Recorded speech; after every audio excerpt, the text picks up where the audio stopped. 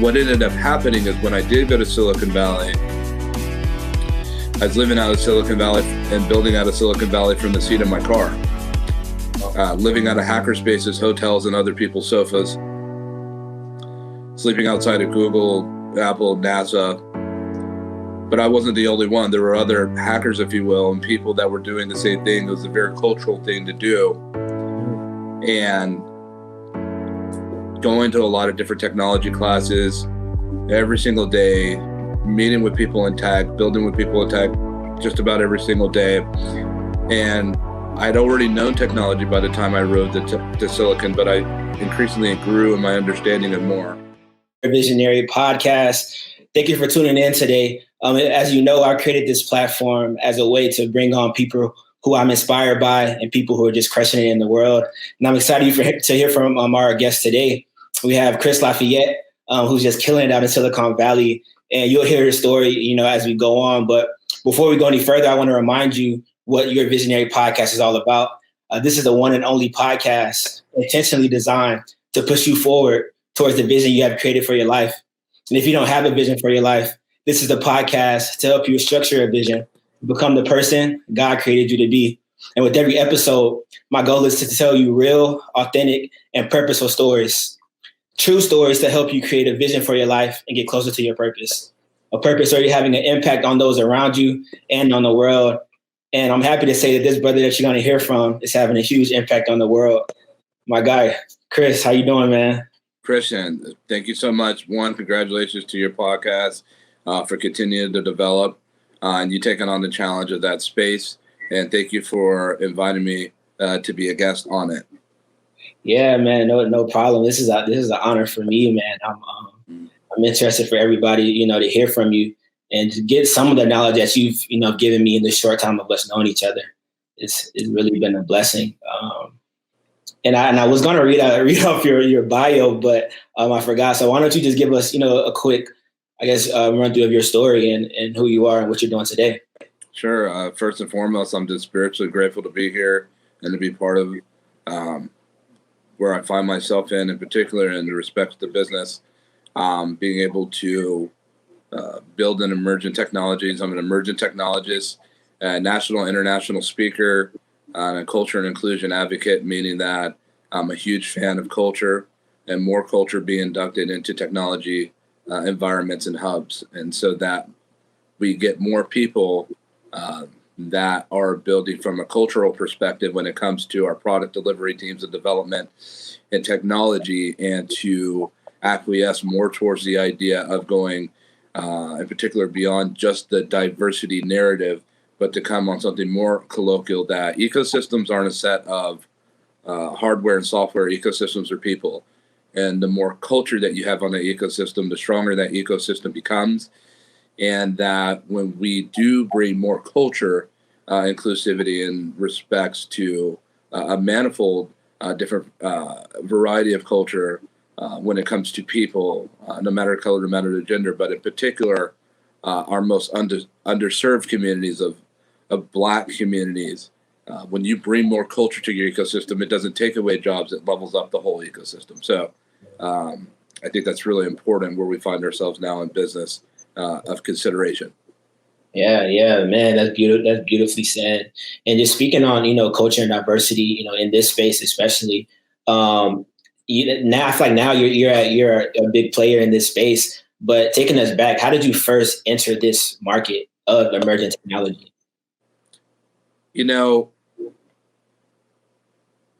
When I was a kid, I would come home and there was a man that was sitting at a desk with a little light on, taking apart and tearing down and building up computers.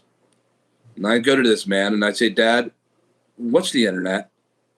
That man would go about telling me what the internet was. I'd come home the next day, the same man sitting at a desk with a little light on, tearing and taking apart computers and building them back up. And I'd say, "Dad, how does the web work?" That man would go about telling me about how the web worked. Little did I know that was the beginning foundation, if you will, of my understanding and education on technology. And coming to Silicon Valley, particularly with Black colored skin, I found myself in part being taught technology and different areas of technology and emerging technologies by people that didn't look like me and didn't come from where I necessarily come from and grew up. But it had me to look back at places where I did come from in East Oakland, in the Bay Area, and to realize there wasn't too many people that came from households that had a parent in technology that were part of the Black community. And there weren't too many households. There weren't a lot of them that actually had a parent that was a male figure in that household, you know. So for me, I say I'm spiritually grateful because my Heavenly Father has just been everything to me and provided everything of where my heart beat to everything that I have. And so I'm just grateful to have had the opportunity and to be presented with the opportunity to even be in technology, Christian. And so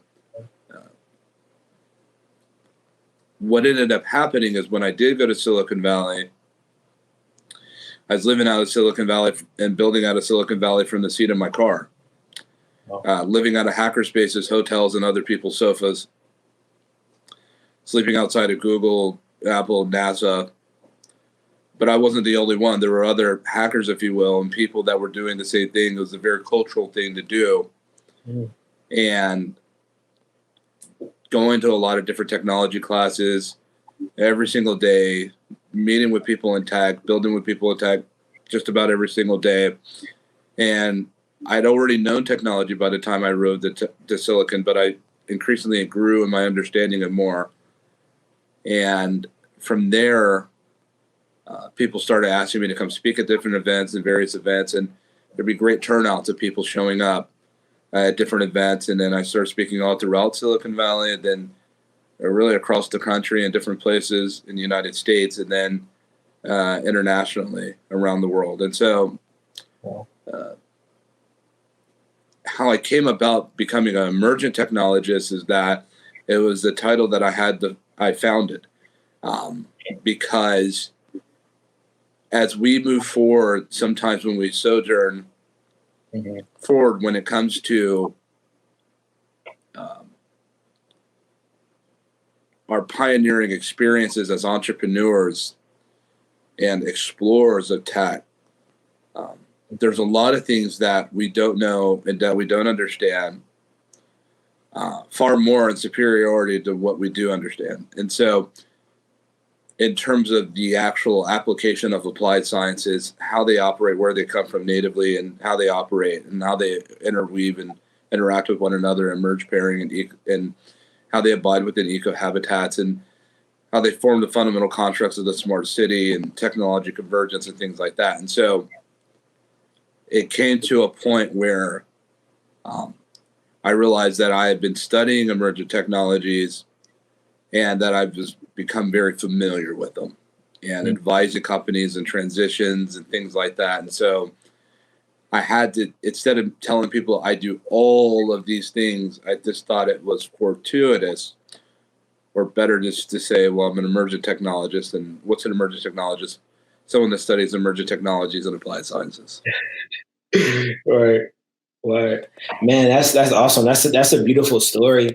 And it makes me think about, I'm not sure if you went to Silicon Valley with an idea, but it sounds like you didn't go to Silicon Valley with a guaranteed placement, right? Like a guaranteed position, job.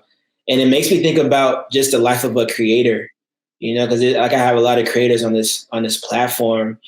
And a common thing that I hear is that it's important to just take action in the right direction without knowing what the outcome will be, but just trusting in the process and trusting that if you're in the right place, the right things will happen. I agree with that to a good extent. Okay. I know that when I advise people and have given advice or through mentorship, that sometimes my way of going about or how I went about doing a thing shouldn't be definitive for you. And at some point, you have to give people information and let them decide on what's the better trek to go on which road that they think is best for them. Whether or not I think they're going to fail or not or win, they could win or they could fail. but there's still benefits in failure. Mm. And so when I look at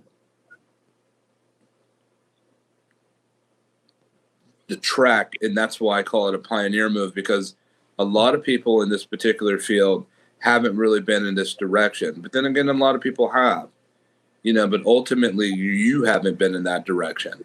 Mm-hmm. And since you have not been in that direction, there are things that you yet are going to have to learn.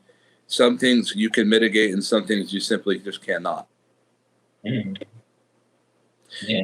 It's one of the reasons why we launched and created the Black Technology Mentorship program that has really grown sizable in the last 5 months. I had no idea that this program was going to be what it is today and where it is today this quickly. But I became to soon realize that you have our hidden hero communities of mentors that come from various backgrounds of technology, and our hidden genius community that come from underserved communities and the Black communities, and bridging and building them together, that they had an appetite and desire to work together, to learn, to hear, and to explore and to grow in tech, which I knew there would be something there, but not of this size and magnitude and this exponential. Yeah, that's good, man. And I want to get into that too, just the Black Technology Mentorship Program, because I was a part of the first cohort. And seeing that, I mean, I've never even heard of anything like that before. So I'm not sure if there has been others to try to do something like this, especially for the Black community. But kind of why does that play like a special role in your heart for you to take this leap of faith to really, generate this program? Because one is the threat that technology is under. If you don't bring in more culture into platforms, into technology platforms that we enjoy so much and that we use just about every day, if you don't do that, then we're building on a half foundation, not full.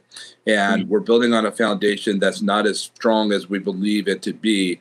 And we will continue to see more the eroding of these ecosystems due to systemic racism, due to implicit and explicit bias permeated and throughout the technology ecosystem. And the lethality rate is high, and it is a virus, systemic racism, and it's plaguing our technology ecosystems, and we should treat it as such. And part of the way to eradicate that is to induce more culture into these environments, so that we begin to create more better perspective on our product development paths and cycles and distributions. And so we make our products become more aware by more consumers, and it's easier identifiable. In other words, we want to hire the people that we want to buy our products. And so if you saw what was happening in this country earlier this year in respects to Mr. George Floyd or Miss Breonna Taylor or Mr. Ahmaud Arbery, and you see what's been happening as a byproduct of that, when you see people that look like you and I in particular demonstrating a lot of hate and anger in our communities when these events happen, some of that, not all of that, but some of that is in part to they don't have much. They don't have much to go back home to every night. They don't really have people to help guide them on better steps. Their teachers haven't been afforded the financial wherewithal and the tools and utilities to be able to get that to them. And now they've been ushered into an adult life where they find themselves with minimally nothing. And this was pre-COVID. And I just thought maybe there was an opportunity to be able to bridge and take a lot of the people and people that I don't know, but the types of people that help teach me in tech specific, how can I connect them with places where I come from and where you come from, and in major trans-metropolitan areas such as Atlanta or Oakland, California, Richmond, California, or Stockton or Compton, Brooklyn, Queens, Tacoma, and a bunch of other Chirac and a bunch of other places that are out there. How can we get more technology education in there for entrepreneur opportunities and for career path opportunities? And so that's what's been done. Yeah. Man, and I haven't done it alone either. I've have a really strong and developing team that I'm grateful to be able to work with that are so committed to this platform. And I think that's in part of its success is that people have stepped up, answered the call, and our mentors and mentees have answered the call with so much commitment and so much care for this platform. And it's a thing to see. It's really a thing to see. And it's happening. It's happening. Yeah. Right now, man, no better time than now, for sure. I love that. And that's cool, man. And I think just with me, being a young Black man, being at this age range of where I'm 24. So I'm kind of at the range of, the end of Gen Z, the very beginning of millennial. And so I kind of see both of those worlds. And some of the feedback that I get from my friends, when I tell them about this technology, this opportunity to be in technology, I get a lot of pushback because it seems like such a grand thing. Like technology is kind of, it seems, I don't know the right word for it, but it just seems like such a high level, a high level of like complexity, right? And I think what discourages some people that are my age that look like me, just the word technology, it seems like such an overarching thing that is not available for everyone. But just presenting what you have, it dispels that. But what's some motivation that you can give to someone who may have that mindset? Like, yeah, I want to be in technology, but technology is such a huge thing that I don't even know where to start. Well, first, and I think that's a very appropriate and good question.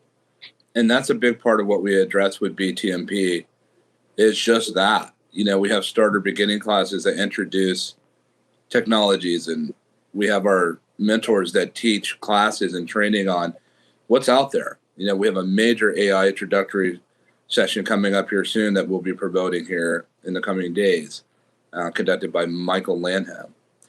And now that we're in the age of emergent technology, where these technologies aren't new, they're emerging.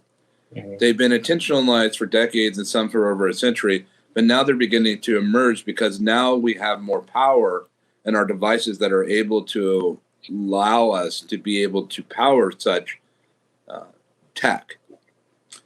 And we're also on the edge and in the throes of Industry 4.0. And there's so many different areas in which we're building right now and areas that are coming in the pipeline really well on their way to plateaus of productivity that have come out of the trough of disillusionment, if you're looking at Gartner's hype cycle. And these technologies are needed to be helmed and manned by both women and men alike. And a lot of people still don't know which way to go, rightfully so, because we've been looking at dealing for the most part in the last 10 years with app development. Mm-hmm. But now we're heading more closely into virtual and augmented reality, 3D environments, and we're headed more closely into artificial intelligence and machine learning, deep learning, chatbots, smart assistants, and things of that nature. IoT, digital twins, wearables, those are areas. Roboticism, roboticism was something that was already being developed and built, whether it's Android or Mac. But how much more relevant has robots become in the time of COVID? Right. And usually we see technologies disrupting and superseding other technologies, but we haven't seen contemporary time a pandemic disrupt technology. But it's happened. And how relevant is Uber today how relevant is Airbnb today compared to where it was just, a little over 8 months ago. And so the technologies that are out there waiting for people to helm should be embraced, and it can be. But to your point and to your question is, how do I get there? And I encourage those that want answers to that to come and be involved with the Black Technology Mentorship Program, because that's going to help them actually boil down and narrow down some decisions of where they may fit best. And just because you may like a tech doesn't mean that you should be working in it, because you may not have the proficiency and the skill set to do that. I love 3D art, but I'm not a 3D artist. And so and I'm not going to be one. I'm just not going to be one. I just don't have that given ability to do it in the capacity of the standards of what I think great 3D art ergonomically is, and how it behaves and acts when it comes to virtual constructs. Right. Yeah, 100%. Awesome. And so, okay, so say the person, right, this hypothetical person, they enter, or they sign up for, or they're interested in signing up for Black Technology Mentorship Program. What is the first step? Like, where do they go to sign up? And then what is that experience for them look like? So they would go on the site, ChristopherLafayette.com/BTMP, or just go to ChristopherLafayette.com and navigate there and just sign up on the mentorship app. If you want to become a mentor, if you want to become a mentee, we have forms that are there. We go through those forms just about every day to find out who's signed up, who's joined recently, and then we add them in. And then eventually what we'll do is add them to our introduction sessions, whether that's for our seasonal mentor sessions or mentee sessions. We'll add them to our newsletters that go out just about every week.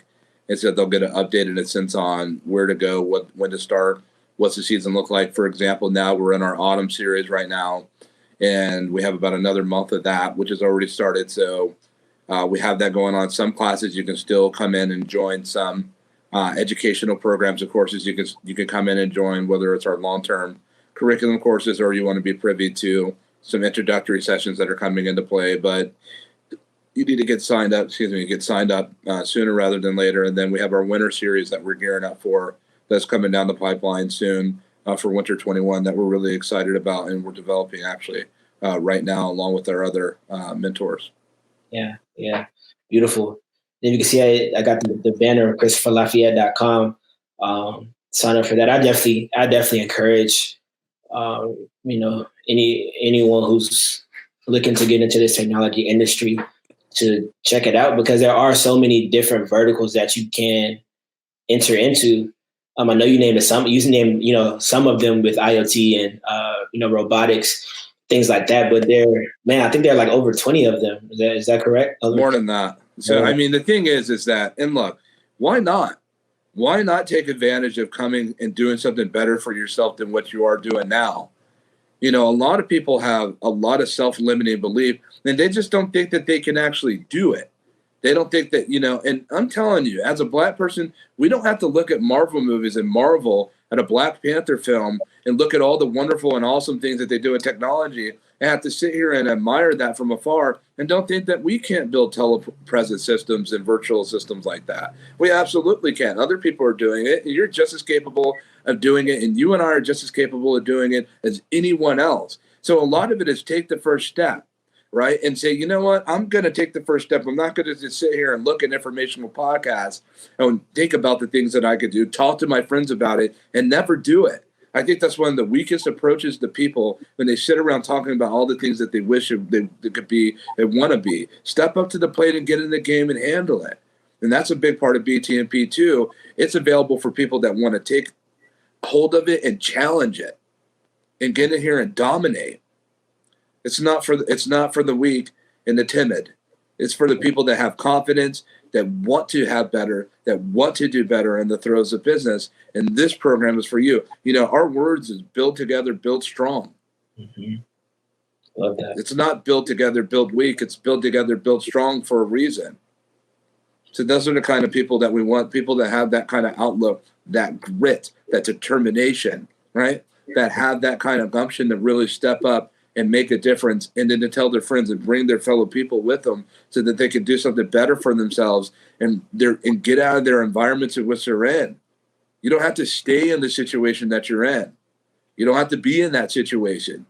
So if somebody's out there watching this now and there's I just can't get out of it. Yes, you can. There's other things. And look, ours isn't the only program out there, but it's a great one. It's a great option to move forward. You have the opportunities. Sometimes you just got to get in there and fight. Kick, knee, scratch, claw, bite, do what you have to do, but get in there and fight. So now the opportunity is there. Will you take it? Yeah. How real is that? Man, that's as real as it gets, bro. Wow. I mean, how real is that? I mean, come on, man. We go so hard in the paint with a basketball in our hand or a football or a mic. Yeah. Mm-hmm. Yeah, man, that's crazy. And talk a little bit about why you feel like that.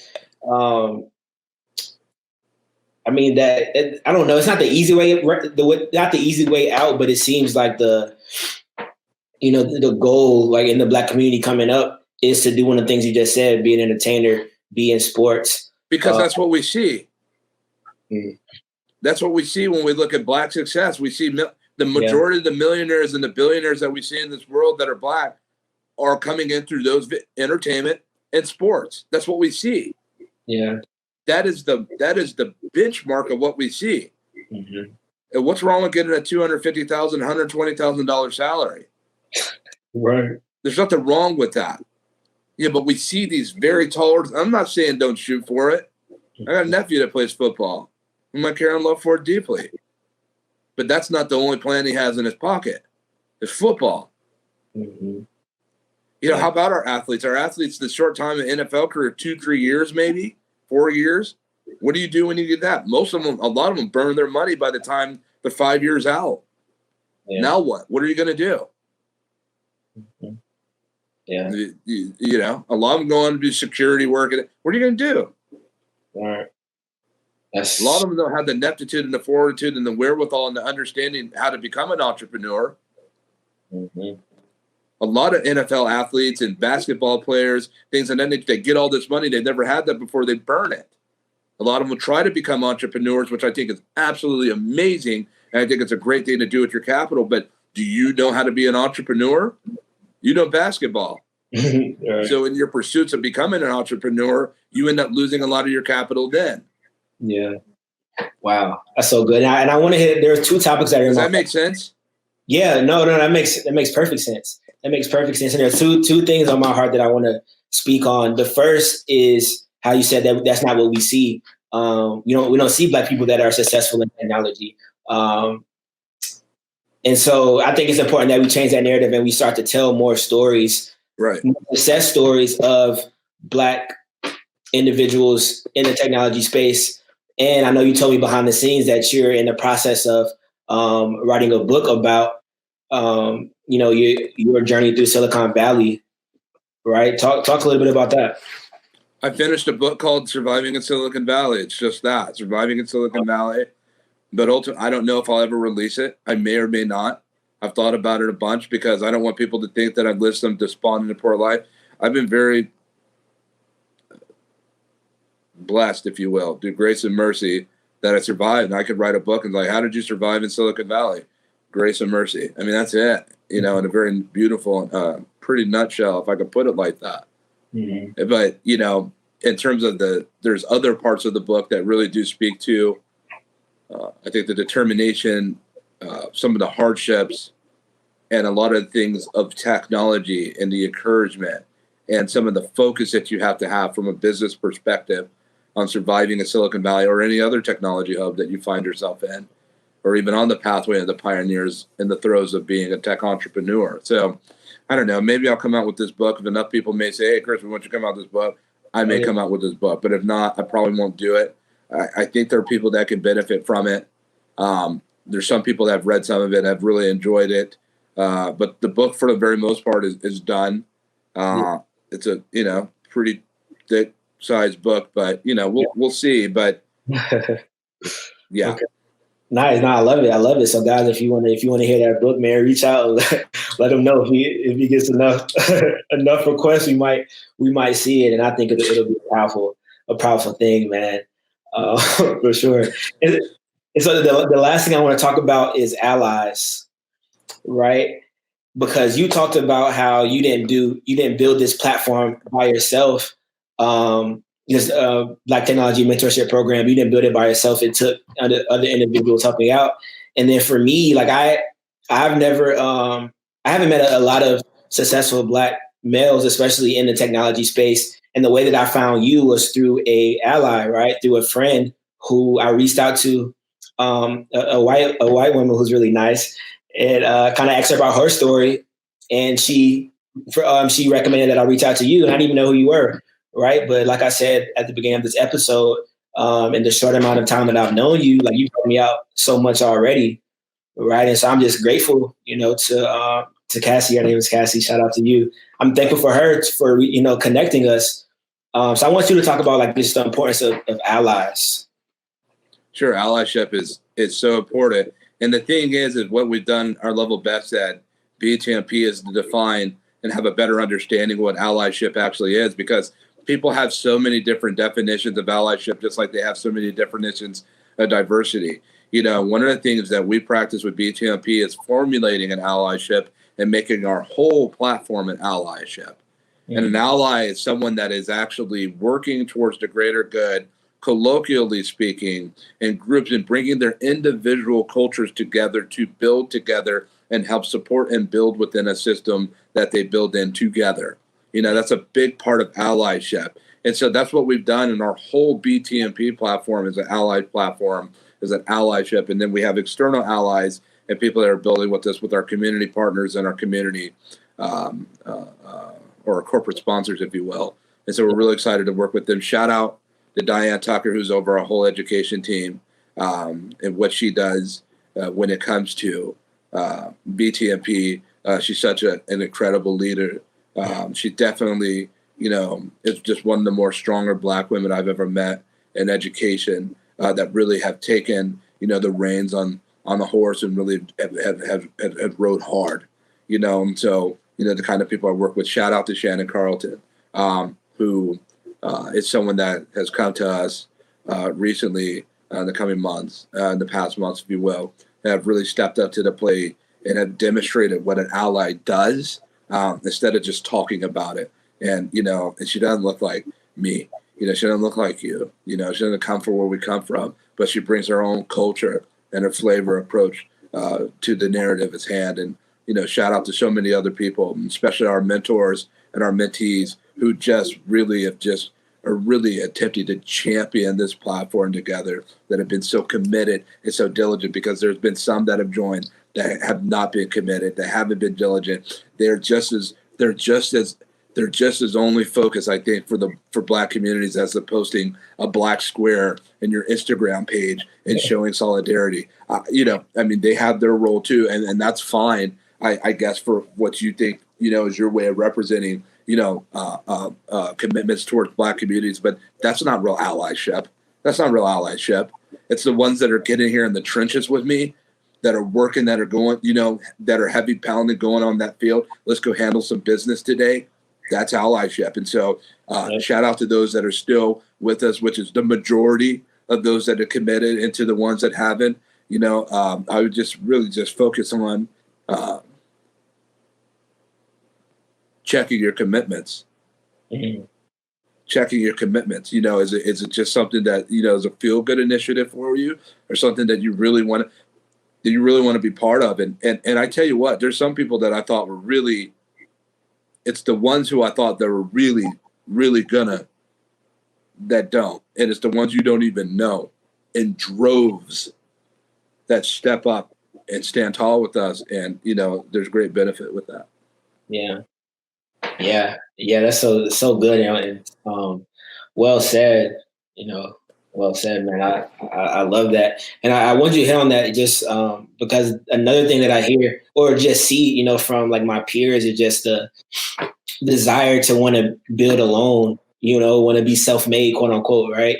And, those individuals don't understand the major impact of allyship and, having allies and being able to just, to have access to other cultures and what they provide. And so I'm glad you said that the way you did. And it reminds me of this quote. And it says, if you want to go fast, go alone. But if you want to go far, together. Sure. And I think about that as you're sitting here talking. It's like, one of my brothers, my brother Rod, told me a long time ago about giving back, and the benefits that does in the throes of business, And so, I think about, I'm sitting here thinking about my brother Rod, man. Shout out Rod, shout out VAC. And it's like, you just think about wanting to build platforms that give back, that really give to other people, you know what I mean? That really, go that distance. To me, it's rewarding in and of itself, even if we just help one person, get along further than where she or he may have been. I just think that's super dope. I think that's special. Yeah, I think it's just like, man, because somebody helped us along the way at some point, so, I think giving back, is really important, as I've been raised, so, in a lot of ways, and I'm not trying to tell people how to do it at all. You'll do what, what you feel is right in your heart. But I just felt like this program was just something necessary. I just don't want to talk about systemic racism and make posts about that all day and how bad it is. We get in the game and do something about it. Most of your diversity and inclusion and belonging people and leaders out there, they talk. They do a lot of talking.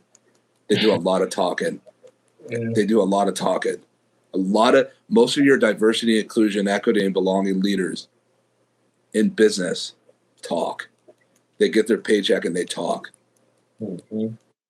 They get their, and they don't have solutions. So a lot of them care too, but they don't have real solutions. They're bumping heads with executive leadership, ERGs, and can't even get things approved. Talk. Yeah. We talk about it. I mean, it's real. Mm-hmm. So instead of, getting, I'm excited to get someone a job at Google or Apple, but I'll be even more excited in business when we have people that look like us that create the next Google and Apple. Right. How real is that? So that's what I got for you. That's real. Love that, and kind of lead into this last and final question. And just because this is your visionary podcast, I want to hear about your vision for the Christopher Lafayette brand and for Black Technology Mentorship Program. My vision is just, I have no vision, man. I'm just subject to the will of my Father, and I just go wherever He guides me in my heart to go. My brand I'm able to build this brand and able to rock it, and get it to where it's at. I'm grateful for that. You know what I'm saying? I think when we talk about business vision, I get what that means and from a visionary perspective of business, but man, I don't have a vision for it because I never thought that my brand would be what it is today, and I certainly didn't plan it out for it to be like what it is today. So it's just grace and mercy, man. And I'm just grateful for it, and wherever it goes is the way it's supposed to go. And that's just kind of how I feel about that. Yeah, man, I love that answer too. I love that because we are being guided. So, that surrender is everything. Yes, sir. 100%. Well, cool. Well, that's all for this episode, man. Chris, I appreciate you, brother. Appreciate you bringing your insight onto my platform. I just look forward to connecting with you more and, building strong together. And man, Chris, I'm just really proud of what I see you doing and how you go about it, doing it, the right way and just such a respectful way and how to go about doing business. And I look forward just to continue to build with you. And I think you're just doing so much for the community and, just keep it humble, you know what I mean? And build strong and don't let off the gas, do what you need to do, but build it right. And I think as far as business is concerned, I think you'll do just fine. So I appreciate being part of your podcast. One love, salute. Yeah, peace and love.